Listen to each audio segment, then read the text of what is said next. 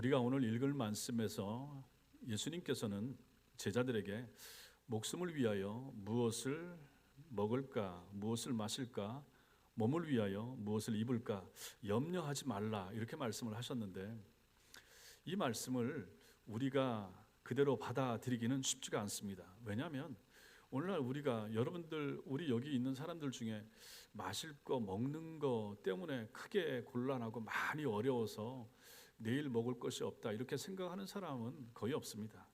거의 없는 게 아니라 전혀 없죠. 그렇기 때문에 이 말씀은 우리하고 좀 거리가 있지 않은가 이렇게 생각할 수도 있습니다. 오늘날 우리에게 생존을 위한 이러한 의식주 문제는 그리 큰 문제가 아니지만 1세기 그리스도인들에게 예수님 시대를 살았던 그 당시 팔레스타인 지방에, 이스라엘 지방에 살았던 사람들에게 있어서 먹고 마시고 입는 문제는 오늘날 우리하고 달랐다 하는 것입니다. 그들은 생존 자체가 쉽지 않았습니다. 그 사람들의 경제적인 사정은 열악하기 그지없어서 강우량이 적은 땅은 항상 메말랐고 경작 면적이 부족한 데다가 로마 제국이 세금을 과도하게 매기고 걷어가서 당시 유대인들은 의식주가 결코 쉽지가 않았다, 녹록하지 않았다 하는 것입니다. 실제로 먹고 살기가 그들은 어려웠던 것입니다. 자, 이러한 상황에서 이러한 인간의 본성적인 연약함과 당시의 열악한 상황을 다 아시면서도 주님께서는 그 당시 사람들은 마실 것이 귀하고 필요했습니다. 먹을 것이 필요했죠. 내일 먹을 것이 없었습니다. 입을 것도 마찬가지였습니다. 우리는 오늘날 이것이 피부로 와 닿지 않지만 그 당시 사람들은 그랬는데, 그들을 향하여 주님께서는 마시고 먹고 입을 것 그것 때문에 염려하지 말라, 정말로 염려하면서 하루하루 살아가야 될 사람들에게 주님은 이렇게 말씀하셨다 하는 것입니다. 20세기 독일의 실존주의 철학자 하이데거라고 하는 사람이 있습니다. 하이데거는 염려하지 않는 인간은 진정한 인간이 아니다 이렇게 말했고, 염려야말로 인간의 본질이라 이렇게 말했습니다. 그러니까 이 철학자들은 세상에서 세상의 본질을 연구하는 사람들 아닙니까? 염려는 인간의 본질이다, 염려하는 것은 지극히 당연하다 이렇게 말씀했는데, 우리 주님께서는 오히려 1세기 사람들에게도 마찬가지고 오늘날 21세기를 사는 여러분과 저에게도 염려하지 말라라고 말씀하신다 하는 것입니다. 그렇다면 예수님께서는 기초적인 의식주 문제도 쉽게 해결하기 어려웠던 당시 1세기 그리스도인들에게 왜 무엇을 먹을까, 무엇을 입을까 염려하지 말라고 하셨는가? 무슨 대책이 있으시길래 주님이 이렇게 말씀하셨는가? 우리는 성경을 볼 때 좀 이렇게 질문하면서 물으면서 볼 필요가 있는 것입니다. 자, 오늘 우리가 같이 읽었던 이 말씀을 같이 나누면서 주님이 우리에게 주시는 메시지가 무엇인가? 설날 아침에, 이 주일 아침에 하나님께서 이 말씀을 통해서 여러분과 저에게 주는 메시지가 무엇인가 잘 찾는 복된 시간이 되길 바랍니다. 먼저는 이 세상의 냉엄한 현실을 우리는 봐야 됩니다. 주님께서 염려하지 말라라고 하신 말씀은 그냥 가벼운 위로나 덕담 정도로 하신 말씀이 아니라 하는 것을 볼 필요가 있습니다. 32절에 의하면 무엇을 먹을까, 무엇을 입을까 염려하는 사람, 32절 말씀에 보면 이런 염려하는 사람은 누굽니까? 누구라고 평가하는 겁니까? 하나님의 자녀가 아니라 이방인이라고 말하는 거예요. 하나님의 자녀인지 이방인인지를 구분하는 기준, 그게 바로 여기에 있는 거죠. 우리는 이 말씀을 자주 들어서 익숙하지만 이런 주님의 요구가 얼마나 말이 안 되는 소리인지는 오히려 우리보다도 세상 사람들이 더 잘 압니다. 그래서 보세요, 제가 좋아하는 소설가가 있는데 김훈이라고 하는 소설가가 있습니다. 칼의 노래, 현의 노래, 또 남한산성 이런 글을 쓴 소설가인데 한국 소설가 중에 제가 가장 좋아합니다. 이 소설가 김훈이 쓴 이 밥벌이의 지겨움이란 책에서 그분이 이렇게 말합니다. 밥에는 대책이 없다. 한두 끼를 먹어서 되는 일이 아니라 죽는 날까지 때가 되면 반드시 먹어야 한다. 이것이 밥이다. 이것이 진절이라는 밥이라는 것이다. 예수님이 밥벌이에 대하여 말씀하시기를 하늘을 나는 새를 보다 씨 뿌리지도 않고 거두지도 않거늘 하늘에 계신 아버지께서 먹이시느니라 라고 하셨다지만 나는 이 말을 믿지 못한다. 하느님이 새는 맨입에 먹여주실지 몰라도 인간을 맨입에 먹여주시지는 않는다. 나무들은 이파리에 엽록소가 박혀 있어서 씨 뿌리지도 않고 거두지도 않으면서 햇빛과 물을 합쳐서 밥을 만들어낸다. 하지만 우리는 엽록소가 없기 때문에 핸드폰이 있어야 한다. 친구들아, 핸드폰을 차고 거리로 나가서 꾸역꾸역 밥을 벌자.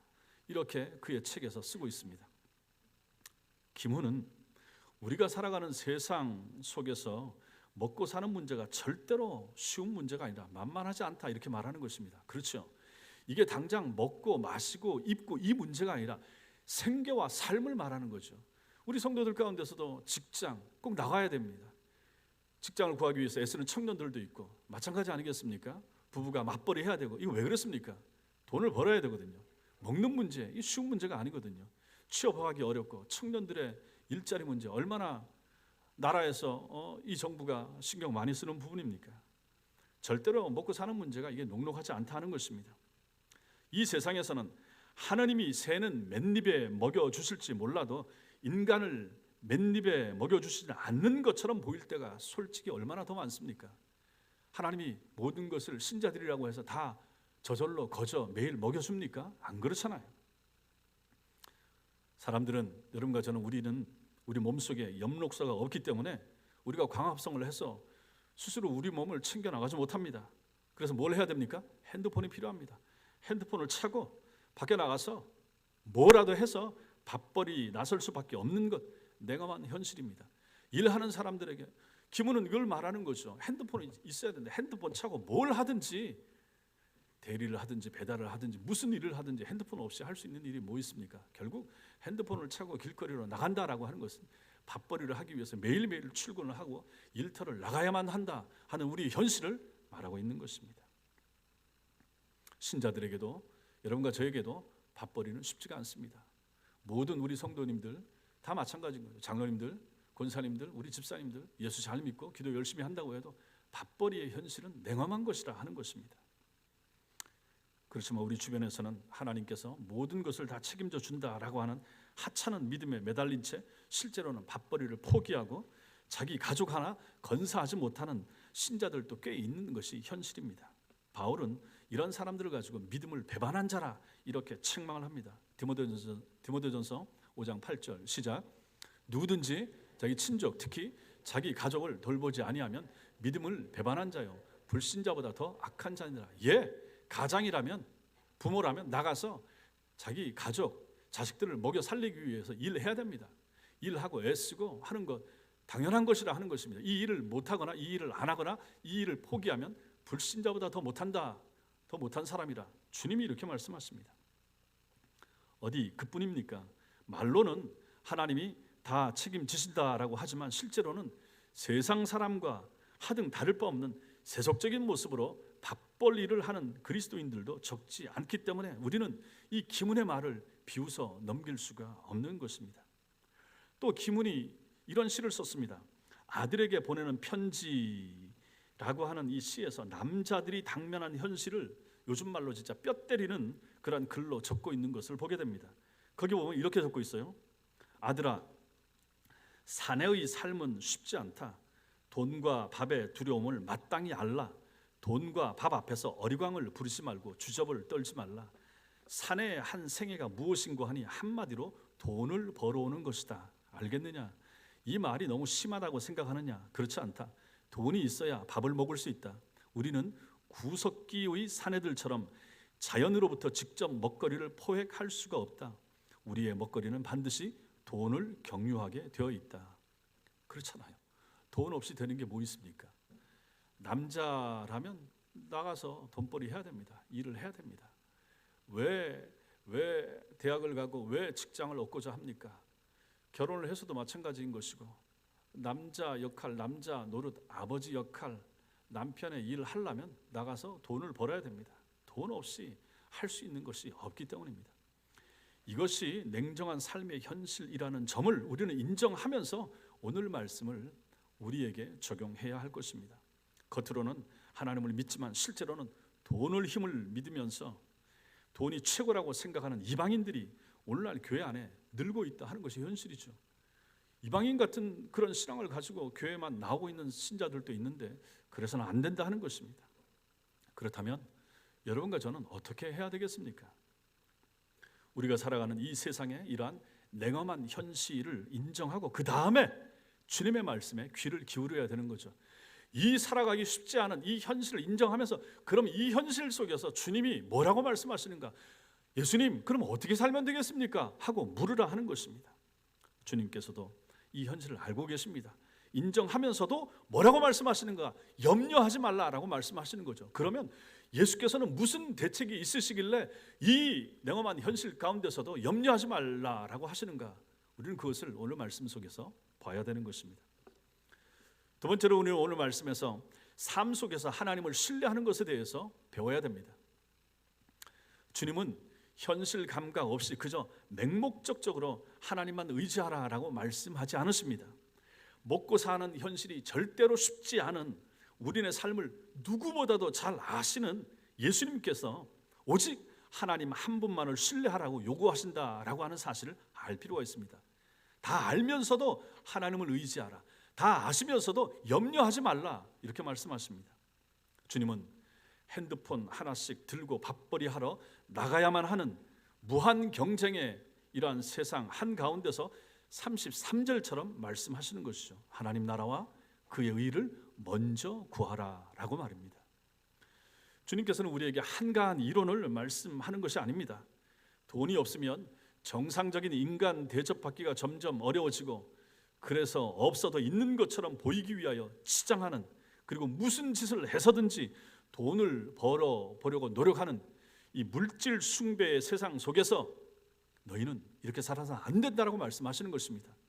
돈을 신뢰하기보다는 하나님만 신뢰하는 하나님의 자녀가 되어야 된다라고 오늘 말씀에서 우리에게 말해주고 있는 거예요. 돈이면 다 되고 돈이면 무엇이든지 가능해 보이는 이 세상 속에서도 그럼에도 불구하고 너희 신자들, 너희 하나님의 사람들은 돈을 신뢰하지 말고 돈에 의지하지 말고 돈에 집착하지 말고 나를 믿고 나를 의지하라 라고 말씀하시는 것이 하나님의 말씀이고 예수님의 가르침인 것입니다. 주님께서는 이것이 무엇을 의미하는지를 더 분명히 보여주시기 위해서 실물 교육을 하기 위해서 예를 든 것, 그것이 바로 공중의 새를 보라라고 하십니다. 26절 같이 읽겠습니다. 시작. 공중의 새를 보라. 심지도 않고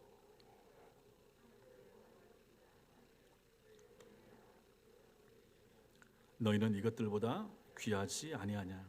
새들은 인간처럼 심고 거두고 끊임없이 욕심 부리며 창고에 쌓아놓지 않음에도 불구하고 잘 살고 있는데 그 이유가 무엇인지 아느냐라고 물으십니다. 그 이유가 무엇입니까? 하나님께서 직접 기르시기 때문입니다. 심고 거두고 창고에 모아들이지 않는 새들도 친히 하늘 아버지께서 기르시는데 너희는 새들보다 얼마나 귀하냐? 너희는 얼마나 이 새들보다 귀하냐? 그러니 걱정하지 말라라는 말씀이 이 말씀이 되는 것입니다. 우리는 여기서 주님의 요구가 무엇인지 알 수가 있습니다. 주님은 여러분과 저에게 부요함이나 안락함 혹은 지금 가지고 있는 것, 누리고 있는 것, 이 기득권 다 버리고 포기하라 이렇게 말씀하시는 것이 아닙니다. 그냥 교회 가서 예수님만 붙잡고 살면 나머지 모든 문제 책임져 준다 이렇게 말씀하시는 것이 아니라 하는 것입니다. 주님은 우리의 생존이 달린 밥벌이 현장에서 생존을 위한 염려를 하지 말고 오직 하나님만을 신뢰하라 이렇게 말씀하시는 것입니다. 먹고 마시고 입을 것에 대한 염려는, 이런 모든 염려는 하늘 아버지께 맡기고 철저히 하나님만을 믿고 의지하며 사는 네 모습이 보고 싶다 이렇게 요구하시는 것이죠. 주님이 이렇게까지 강조하시면서 말씀하시는 이유가 무엇입니까? 이렇게 철저히 하나님께만 소망을 두고 의지하는 삶을 살 때 그렇게 살아야 비로소 하나님이 우리의 삶 가운데 진정한 왕으로 드러나시기 때문에 그런 것입니다. 우리가 돈을 따라가면, 돈에 집착하면 돈이 우리의 왕이지 하나님이 우리의 왕이 되시겠습니까? 돈벌이 때문에 신앙생활을 포기하고 돈 버느라고 주의를 포기하고 하면 돈이 그 사람에게 주인이고 돈이 그 사람의 왕이 되지 어찌 하나님이, 어찌 예수님이 우리 삶의 왕이 되겠습니까? 그러므로 그래서는 안 된다라고 말씀하시는 것이죠. 만약에 우리가 그렇게 살면, 우리가 정말로 하나님 중심으로 하나님 나라와 의를 구하면서 살면 그때 비로소 하나님이 우리의 아버지가 되신다 하는 것이 명백하게 드러나게 되기 때문에 이렇게 요구하시는 것이죠. 우리가 주일도 안 지키고 주님 앞에 드려야 될 우리의 삶이나 물질이나 안 드리면서 살면 어찌 주님이, 하나님이 우리의 아버지 되시겠습니까? 그렇잖아요. 우리가 이렇게 하나님 중심으로 살 때 비로소 하나님 나라가 우리 속에 임하기 때문에 하나님이 이렇게 우리에게 말씀하시는 것입니다. 정말 하나님 중심, 말씀 중심, 예배 중심으로 살라고 애를 쓰고 할 때 그런 마음을 가진 하나님의 백성들 속에 우리 마음속에 하나님 나라가 임하잖아요. 그런 사람들이 교회를 오잖아요. 그런 사람들이 예배를 드리잖아요. 근데 그렇지 않고 돈 따라가고 물질 따라가고 세상 쫓아가고 너무 바빠서 주일날 예배 드릴 시간도 없어요. 내 시간을 보내야 돼요. 이렇게 하면 그 사람 마음속에 어찌 하나님 나라가 임하겠습니까? 자기 나라가 임하지, 내 나라가 임하지, 패밀리의 나라가 임하지 않겠습니까? 그것을 주님은 원치 않으신다. 그래서는 안 된다. 너희가 신자 아니냐? 신자의 삶은 그래서는 안 된다라고 말씀하시는 것입니다. 나와 가족의 생계와 삶이 내 손에 혹은 우리들의 노력으로만 얻어지는 것이 아닌 철저히 하나님의 손, 하나님의 주권에 달린 문제라고 믿기를 하나님께서는 바라고 계신 것입니다. 예, 여러분들이 나가서 일합니다. 여러분들이 법니다. 여러분들이 번 돈이 여러분 계좌에 통장에 들어오는 거예요. 그럼에도 불구하고 신자는 어때야 됩니까? 예, 하나님이 힘 주셔서 하나님이 일하게 하시고 직장 주시고 그래서 하나님께서 내 통장에 돈을 꽂아 주셨습니다라고 인정하기를 하나님은 바라신다 하는 것입니다.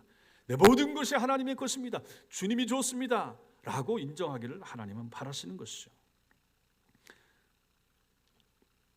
직장 문제도 마찬가지고 직장은 누가 줍니까? 직장 구하려고 하는 분들도 있고 구한 분들도 있고 옮긴 분들도 있고 옮기실 분들도 있고 승진하셔야 될 분도 있고 다 마찬가지인 거죠. 우리 청년들도 마찬가지로 취업을 준비하고 있는데 취업은 누가 시켜줍니까? 세계 경제의 흐름은 누가 주도하고 있습니까? 기준금리가 0.25%씩 올라가고 있는데 그것은 누가 올리는가? 미국의 무슨 FOMC 거기서 올립니까? 아니면 한국은행 통화관리위원회에서 올립니까? 예, 그렇게 올리죠. 그럼에도 불구하고 그 배후에는 누가 계신 것입니까? 우크라이나 전쟁으로 인한 이 세계 경제의 어려움, 이것은 결국은 누구 손에 있습니까? 누가 이렇게 하는 것입니까? 저 전쟁이 아직도 지속되게 하는 것은 누가 하게 하는 것입니까? 이런 모든 현실 상황 속에서 하나님을 의지하라 하는 것이 하나님의 뜻인 것입니다. 내 방법, 내 노력, 내 계산, 내 힘, 내 직장, 내가 번다, 내가 열심히 해야지, 그것을 전부 다 무시하는 것은 아니지만 그럼에도 불구하고 이 모든 우리 삶에 꼭 필요한 요소들은 전부 다 하나님의 손에서 나온다 하는 것을 인정하라 하는 것이 오늘 말씀의 핵심이 되는 것입니다. 하나님을 향한 이런 믿음과 이런 신뢰가 여러분과 저에게도 있게 되길 바랍니다. 세 번째로 오늘 말씀 속에서 우리는 우리 생존 문제 해결의 열쇠가 무엇인가 하는 것을 보게 됩니다. 그렇다면 하나님의 백성은 가만히 있어도 하나님께서 먹을 것과 입을 것, 마실 것 챙겨줍니까? 입혀주십니까? 절대 그렇지 않죠. 성도라도 아무것도 하지 않고 가만히 있기만 하면 먹을 것이 저절로 입속으로 떨어지는 일은 절대로 일어나지 않습니다. 이것은 주님이 말씀하신 새도 마찬가지입니다. 하나님께서는 새도 직접 맨입에 먹여주시지는 않습니다. 그래서 속담에 뭐가 있습니까? 아침에 일찍 일어나는 새가, 명언이죠, 속담이 아니라 아침에 일찍 일어나는 새가 벌레를 잡는다. 그것도 마찬가지인 것이죠. 새가 일어나서 자기 새 둥지에 가만히 있으면 새끼야, 부모가 어미새가 물어다 준다고 하지만 어미새, 아빠새도 자기 일을 해야 먹고 살지 않겠습니까? 새도 자신이 할 역할을 해야만 하나님이 창조하신 이 세상 안에서 먹이를 구할 수 있도록 하신다라고 하는 것이 이 말씀의 의미가 되는 것입니다. 새도 가만히 있어서는 굶어 죽습니다. 움직여야 되는데 움직이는 새에게 먹을 것을 공급하시는 분이 하나님이시라 하는 것이죠. 이것은 사람도 마찬가지입니다. 여러분과 저도 가만히 있어서는 안 됩니다. 뭔가를 해야만 합니다. 그러나 성도는 먼저 해야 될 것이 있다. 그것이 무엇인가? 내 생계를 위해서 뭔가를 먼저 하고 취업 일선에 뛰어들고 이력서를 먼저 쓰는 것, 이것이 아니라 하는 것입니다. 뭡니까? 먼저 성도는 하나님의 나라와 하나님의 의를 구해라. 하나님의 나라와 하나님의 의를 구하는 것, 이것이 성도에게는 먼저라 하는 것입니다.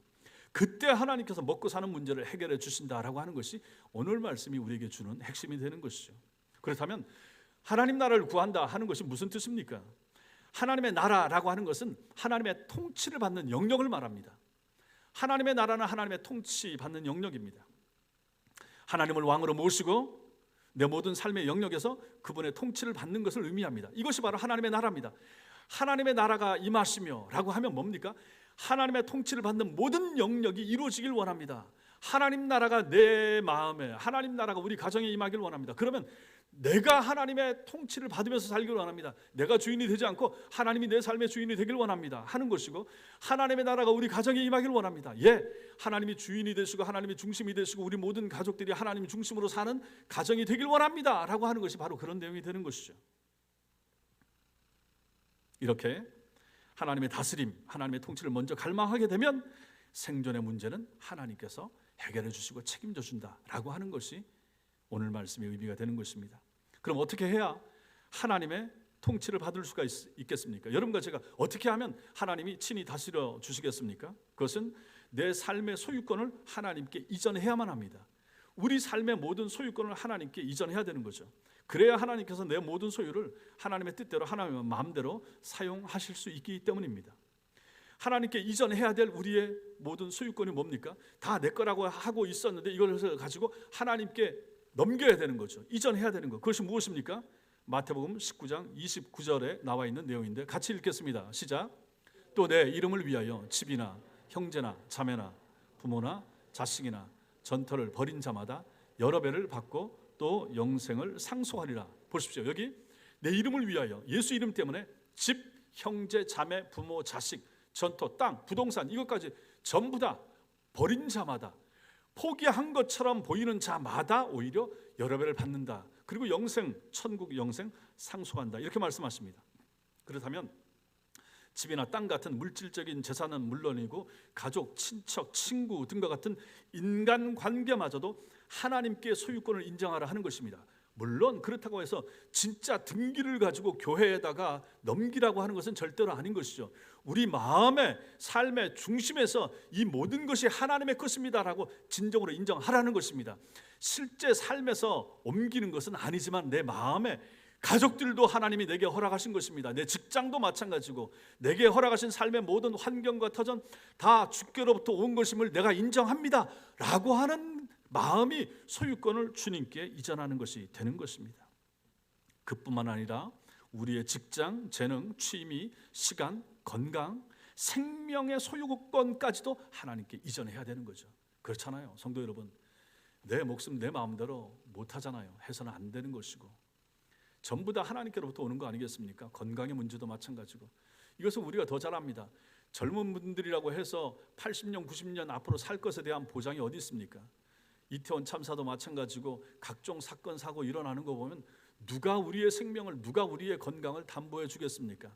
정말로 나를 아끼고 사랑하는 부모님과 가족들이 가까이 있어도 나를 어찌하지 못하는 그 위기의 순간에, 그 인파 많은 순간에 나를 빼내줄 수 있는 내 가족과 부모는 멀리 떨어져 있잖아요. 그러니 이 모든 내 삶과 내 생명, 모든 직장, 취미, 이 모든 소유권까지 주님께 맡기라. 결국은 하나님을 신뢰하고 믿고 맡기면서 신앙생활을 하면서 살아가야 된다 하는 의미가 되는 것입니다. 이렇게 자신의 모든 소유권을 하나님께 넘기며 하나님의 통치를 받고자 소원하면, 갈망하면 하나님께서 그 사람에게 우리의 먹고 입고 사는 모든 문제 책임져 주신다라고 하는 것이 오늘 말씀의 의미가 되는 것입니다. 예, 하나님, 우리 아이들의 앞날, 장래, 직장, 결혼, 취업, 출산 모든 문제, 예, 하나님이 하셔야 됩니다. 하나님의 손에 달려 있습니다. 그런 믿음과 생각이, 신앙이 필요하다 하는 것입니다. 우리는 입으로는, 때로는 마음으로는 그걸 인정합니다. 그러나 현실 생활 가운데서 자꾸만 내가 뭔가를 해야 되고 내가 챙겨줘야 되고 자식들에 대한 염려나 걱정, 저도 마찬가지입니다. 하나님이 이 땅에 나게 하신 분도 하나님이시고 자라게 하신 분도, 이만큼 성장하고 결혼하게 하신 분도, 그러면 하나님이 알아서 해주실 텐데 여전히 부모인 내가, 여전히 엄마 아빠인 내가 관심을 가져줘야 되고 도와줘야 되고 해줘야 된다라고 하는 생각, 이게 이제 인간적인 생각인 거죠. 본능이고 본성이고 당연하겠죠. 그럼에도 불구하고 우리는 이것들마저도 하나님 앞에서의 신앙과 어울리지 않으면 접을 수 있어야 된다 하는 것입니다. 하나님이 하셔야 됩니다. 끊임없이. 그래서 여러분과 저는 정신을 바짝 차리고 우리 자신을 영적으로 세뇌를 시켜야 됩니다. 하나님, 자꾸 내가 나서지 않도록, 내가 드러나지 않도록 하나님이 해주세요. 하나님이 하세요. 하나님이 하신다라고 믿게 해주세요. 하나님께만 위탁하게 해주세요. 하나님께만 위임하게 해주세요. 이런 믿음, 이러한 노력이 필요하다 하는 것을 우리는 생각하게 됩니다. 물론 하나님께 자신의 모든 삶을 맡기는 것은 결코 쉬운 일이 아닙니다. 하나님의 나라와 그의 의를 먼저 구하면서 우리의 먹고 사는 문제를 하늘 아버지께 맡기려면 필요한 것이 무엇입니까? 그때 믿음이 필요합니다. 믿음, 신앙이 필요하죠. 자, 예를 들어서 구약에 나오는 한 일을 보면 안식년과 희년이라고 하는 규정이 있습니다. 레위기 25장 3절과 4절, 자, 자막을 보십시오. 같이 읽겠습니다. 시작. 너는 6년 동안 그 밭에 파종하며 6년 동안 그 포도원을 가꾸어 그 소출을 거둘 것이나 7째 해에는 그 땅이 쉬어 안식하게 할지니 여호와께 대한 안식이라. 너는 그 밭에 파종하거나 포도원을 가꾸지 말며. 이것이 무슨 말입니까? 구약의 유대인들, 이스라엘 백성들은 6년 동안 자기 땅을 잘 경작해야 됩니다. 열심히 관리합니다. 그리고 7년째는 쉬라는 얘기입니다. 1년을 묵히는 거예요. 그 땅을 일하지 말고 씨 뿌리지 말고 포도 농사도 하지도 말고 가만히 둬라. 그 얘기가 지금 우리가 읽은 저 내용이 되는 것입니다. 하나님께서는 인간이 자기 힘을 의지하기보다는 하나님의 은혜로 살아야 함을 보여주고자 이 안식년 규례를 정해주신 거예요. 그래서 7년째마다 땅을 경작하지 말고 묵혀두라라고 하십니다. 레위기 25장 11절 시작. 그 50년째 해는 너희의 희년이니 너희는 파종하지 말며 스스로 난 것을 거두지 말며 가꾸지 아니한 포도를 거두지 말라. 이렇게 말씀하십니다. 자, 안식년이 7번 반복되면 그 다음 해가 50년째고 50년째는 희년이라고 말합니다. 77에 49, 49년. 자, 그럼 보십시오. 6년까지 농사 짓다가 7년째 안 합니다. 8년째부터 농사 짓고 뭐 그런 식으로 쭉 갑니다. 그러다가 48년째까지 농사 짓고 49년째는 쉬어야 되죠. 7년째니까. 그 다음 해가 50년째 희년이니까 쉬라고 하는 거예요, 지금. 그럼 이제 2년을 쉬어요. 그리고 나서 그 다음 해 51년째는 심으면 당장 먹는 게 아니잖아요. 한 1년 정도 심어야 이제 가을이나 이렇게 되니까 결국 그렇게 따지면 몇 년 정도 당장 먹을 게 없는 겁니까? 3년 정도가 먹을 것이 없는 거예요. 49년째, 희년인 50년째, 그리고 51년째 심어가지고 이제 52년째 먹을 수 있으니까 3년 동안 소출이 없는데 땅에서 농사를 짓는 사람들에게 있어서 이 3년째 못 먹는다. 그럼 이게 어떻게 되겠습니까? 레위기 25장 20절에서 이 염려에 대하여 말합니다. 시작. 만일 너희가 말하기를 우리가 만일 7째 해에 심지도 못하고 소출을 거두지도 못하면 우리가 무엇을 먹으리요 하겠으나 그렇잖아요. 현실적으로 아니 6년째까지 일하고 7년째 아무것도 하지 말라 그러면 그럼 그때는 뭘 먹고 살아요? 이런 걱정과 이런 염려가 있다라는 얘기입니다. 이런 걱정에 대해서 하나님께서 뭐라고 말씀하시는가? 레위기 25장 21절 시작. 내가 명령하여 6째 해에 내 복을 너희에게 주어 그 소출이 3년 동안 쓰기에 족하게 하리라. 아멘. 보십시오. 이것은 지금 희년의 때에 저 규정이 적용이 되는 거예요. 내가 명령하여 6째 해에 내 복을 너희에게 주어 그 소출이 3년 동안 쓰기에 족하게 하리라. 48년째에 3년치를 주시겠다는 얘기가 되는 거예요. 48년째 3년치를 주니까 49년, 희년인 50년, 51년째는 심어도 가을이나 그 다음에 거두게 되니까 3년 못 먹는데 걱정하지 말라는 얘기입니다. 이것을 가지고 이스라엘 백성들은 지키면서 이스라엘의 역사를 이어왔다 하는 거예요. 그러니까 우리 생각으로는 이해가 안 되잖아요. 아니 땅이라고 하는 것이 한 해에 어떻게 3년치가 나는가? 그런데 하나님께서는 이렇게 해 주셨단 말이에요. 48년째는 3년치를 한꺼번에 3년치 농사가 될 수 있도록 풍성하게 주셨다는 얘기죠. 6년째는 안식년을 따질 때는 6년째는 그 다음에 것까지 2년치를 줬다는 얘기입니다. 그러니까 염려하지 말고 안식년을 지키라 말씀하시는 거죠. 이것을 지키기 위해서 필요한 것은 무엇입니까? 믿음이 필요한 거죠. 정말 그럴까? 정말 그래? 땅이 1년 동안 농사 안 지었는데 먹을 걸 그 전에 다 준다고? 2년치를 준다고? 5년치를 준다고? 믿으라 하는 것입니다. 이것은 안식일 규정에도 마찬가지입니다. 그래서 안식일도 마찬가지죠. 6일 동안 열심히 일하고 7일 땐 쉬는 거예요. 그러면 하나님께서 이 6일 동안에 7일째 쉬어도 괜찮을 수 있는 것을 공급해 준다. 그 의미가 바로 안식일 규정인 것이고 주일을 지키라고 할 때 의미가 여기에 있는 거예요. 그런데 만약에 이걸 못 믿게 되면 어떻게 됩니까? 우리가 지난번으로 봤던 것처럼 만나를 거두러 그 다음 날에도 나가는 사람이 바로 이런 사람들이 되는 거예요. 내가 뭔가를 해야 된다고 생각하게 되는 거죠. 아니라 하는 거죠. 여기에 필요한 것이 무엇입니까? 믿음인 거예요. 아하, 하나님께서는 6일째 그 다음 7일째까지 같이 먹을 것을 공급해 준다라고 믿는 거예요. 안식년 되면 6년째 그 다음에 것까지 2년치를 준다라고 믿는 거예요. 희년이 돌아오면 3년치를 하나님이 공급해 준다라고 하는 걸 믿는 사람, 이 사람이 바로 믿음 있는 사람이고, 이 사람의 삶을, 그러니까 믿는데 하나님이 책임져 안 주면 어떻게 되겠습니까? 안 되는 거죠. 그러니 하나님이 걱정하지 마라, 네 인생 내가 책임져 줘 라고 하는 얘기가 주의를 지키고 안식일을 지키고 안식년을 지키고 희년을 지키라고 하는 이 하나님의 의도 속에 담겨 있는 내용이 되는 것입니다. 그러므로 이것을 설명을 해보면 이렇게 됩니다. 엿새 동안 혹은 6년 동안 부지런히 일한다 그러면 하나님이 너와 너의 가족을 돌보아 줄 것이다. 6일째에 이틀치를 줄 것이고 6년째에 2해 먹을 것을 줄 것이다. 그러니 염려하지 말고 하루를 쉬고 1년 동안 땅을 묵혀두어라. 씨 뿌리지 않고 곡식을 곳간에 모으지도 않는 하늘의 새들을 먹이시는 것처럼 하나님은 너희의 필요를 아시고 채워주신다. 이걸 믿으라 라고 하는 것이 오늘 말씀의 의미가 되는 것입니다. 그렇다면 믿음이 있어야죠. 여러분과 제게 믿음이 필요합니다. 예, 여러분 믿음이 필요합니다. 저도 믿음이 있어야 되고 여러분들 믿음이 있어야 됩니다. 아, 우리 교회를 어떻게 할 것인가? 저에게도 믿음이 필요한 거죠. 하나님이 책임주신다. 이게 말로만 해서는 안 되는 거예요. 여러분도 마찬가지입니다. 삶의 현장 가운데서 하루하루 살아가는 이 각박한 현실 가운데서 우리 애들 어떡하지? 예, 믿음이 필요해요. 하나님께 맡기세요. 하나님께 맡기면 뭐 당장 뭐 떨어져요? 예, 떨어진다고 믿으세요. 하나님이 책임져 주신다고. 우리가 실제로 할 수 있는 게 뭐 얼마나 되겠습니까? 하나님이 하셔야 됩니다. 살아와 보셔서 인생의 경험 가운데 느끼시지 않습니까? 그럼 믿으셔야죠. 지금까지도 하나님이 돌봐줬으니 앞으로도 돌봐주시겠지 하는 믿음이 있어야죠.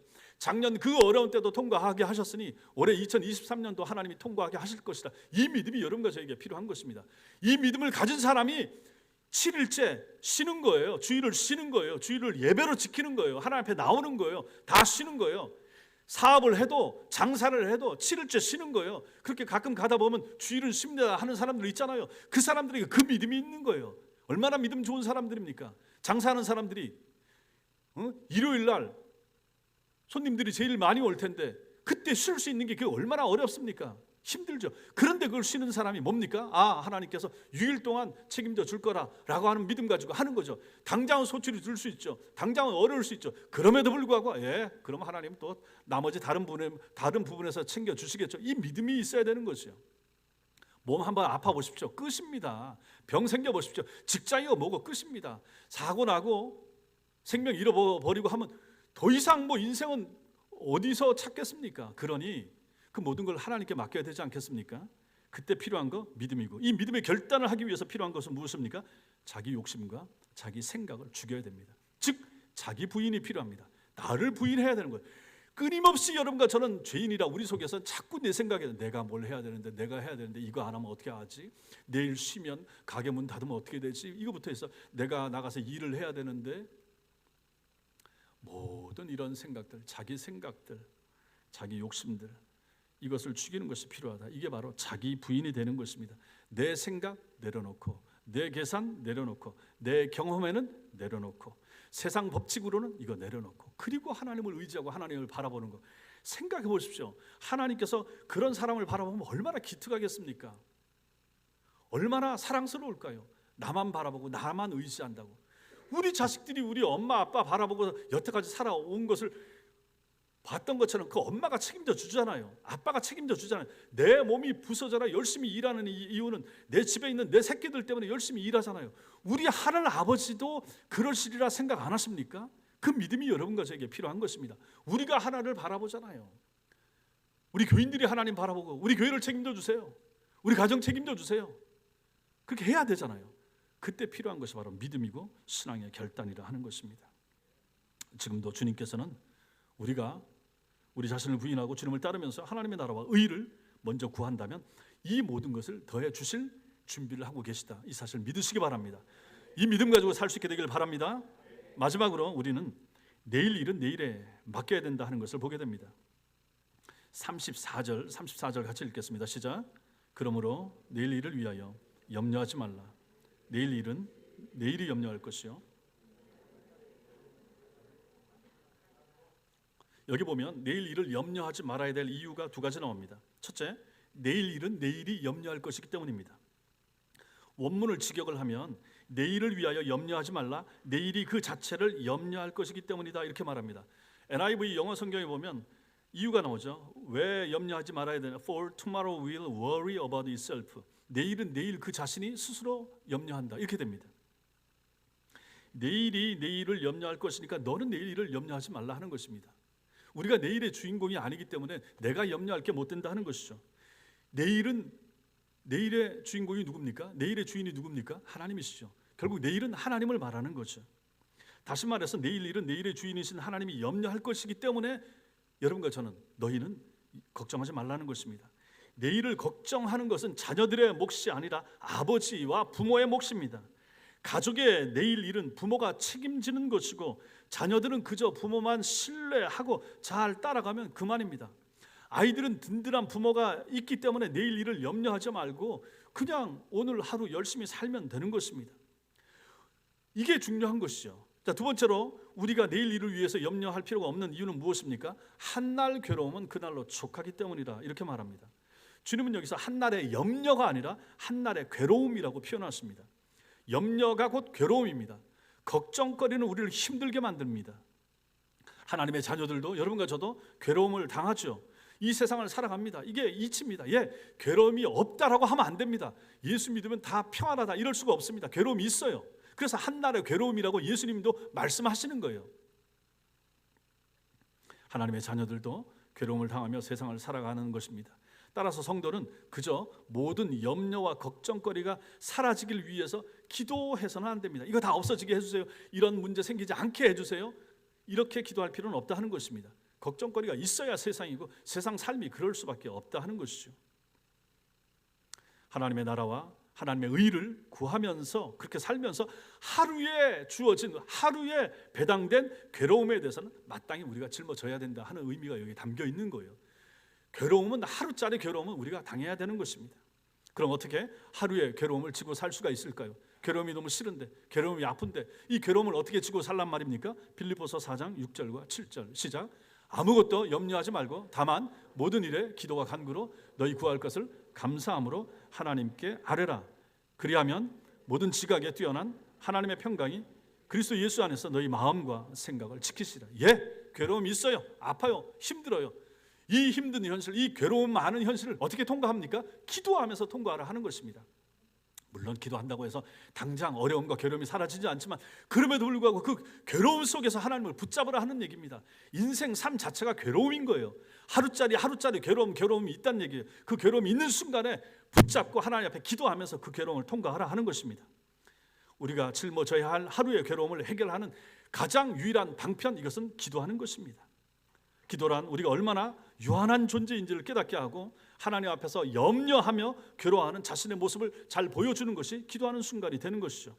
염려와 근심이, 아픔이 있다 하는 것을 솔직히 인정하고 하나님, 내가 하나님 의지하고 하나님 인정하면서 내가 살겠습니다. 이게 바로 기도하는 사람의 태도가 되는 거죠. 그러면서 기도하면서 하나님 앞에 신앙을 고백하는 거예요. 하나님, 내가 부족합니다. 하나님의 은혜가 필요합니다. 이 어려움을 잘 통과할 수 있도록 해주세요. 내게 믿음 주세요. 내 마음이 더 강해지고 단단하게 해주세요. 그것을 기도로 하는 거예요. 이 괴로움 없어지게, 사라지게 해주세요. 그렇게 기도할 필요는 없어요. 우리가 짊어져야 될 하루의 괴로움, 또 우리가 강해져야 될, 연단되어야 될, 굳은 살에 배겨야 될 부분을 위한 괴로움은 하나님이 우리한테 주시는 거예요. 성도로서 강해지기 위하여서는 그 괴로움을 반드시 겪고 통과해야만 하는 거죠. 그러니 그것을 없애달라고만 하면 안 되고 잘 통과하게 해주세요 라고 하는 기도가 필요하다 하는 것입니다. 그것을 한날의 괴로움이 되는 것이죠. 따라서 우리는 기도를 통해서 하루의 괴로움을 피하기보다는 하나님이 내게 족하다고 생각해서 주신 하루의 괴로움을 잘 감당하는 사람이 되는 것, 잘 감당하겠다고 고백하는 것, 이것이 필요하다 하는 것입니다. 그때 하나님께서 우리를 도우셔서 시간 속에서 우리의 염려가 사라지게 해주실 것이고 하나님의 평강이 여러분과 저의 삶에 깃들게 될 것입니다.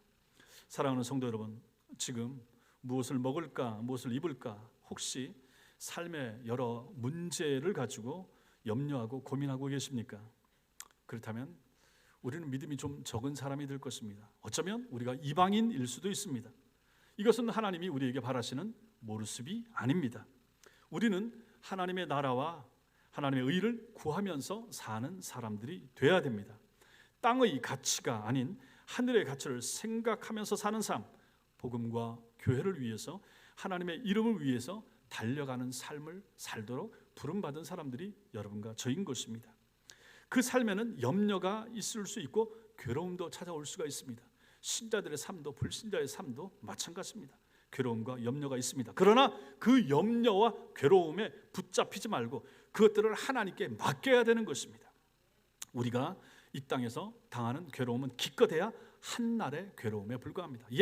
내일 괴로움을 미리 오늘로 땡겨서 소급해서 괴로워할 필요는 없습니다. 그저 오늘 하루 하나님이 허락하신 이 괴로움과 아픔, 오늘 하루 족하고 이걸 이겨낼 수 있는 힘 주세요 하면서 하루하루 살면 되는 것입니다. 이방인과 같은 염려를 벗어던지고 하나님의 나라와 하나님의 의를 먼저 구하면서 우리에게 맡겨진 하루의 괴로움을 기도로서 이겨냄으로써 하나님 백성다운 삶을 날마다 살아내는 그러한 은혜가 여러분과 저에게 있기를 주님의 이름으로 축원합니다. 기도하겠습니다.